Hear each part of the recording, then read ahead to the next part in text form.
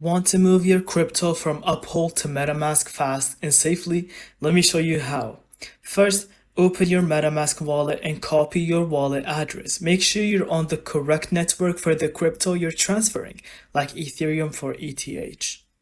Next, log into your Uphold account. Go to your crypto wallet and choose the crypto you want to transfer. Click Send, then paste your MetaMask address in the recipient field.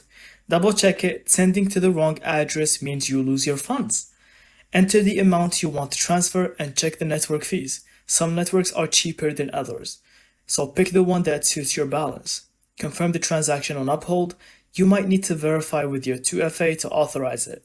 Now, wait a few minutes. Once confirmed on the blockchain, your crypto will appear in your MetaMask wallet. And that's it. Safe, quick, and done. You've transferred your crypto from Uphold to MetaMask.